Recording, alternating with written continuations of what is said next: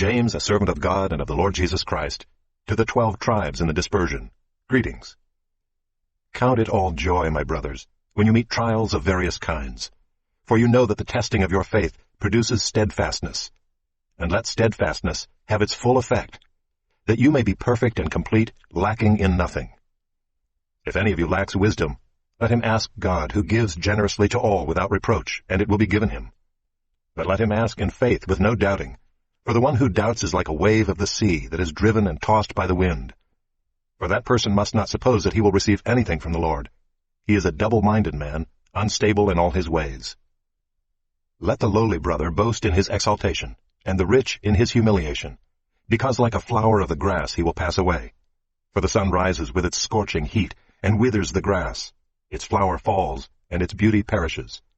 So also will the rich man fade away in the midst of his pursuits. Blessed is the man who remains steadfast under trial, for when he has stood the test he will receive the crown of life, which God has promised to those who love him.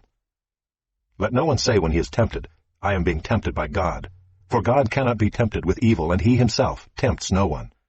But each person is tempted when he is lured and enticed by his own desire. Then desire, when it has conceived, gives birth to sin, and sin, when it is fully grown, brings forth death. Do not be deceived, my beloved brothers. Every good gift and every perfect gift is from above, coming down from the Father of lights, with whom there is no variation or shadow due to change. Of his own will he brought us forth by the word of truth, that we should be a kind of firstfruits of his creatures. Know this, my beloved brothers.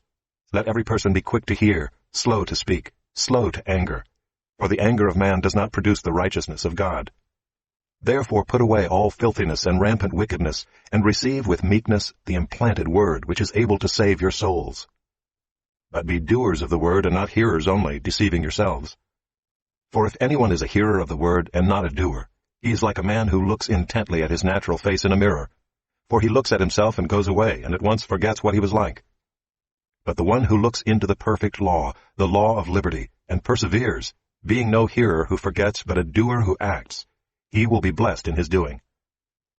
If anyone thinks he is religious and does not bridle his tongue, but deceives his heart, this person's religion is worthless. Religion that is pure and undefiled before God the Father is this: to visit orphans and widows in their affliction, and to keep oneself unstained from the world.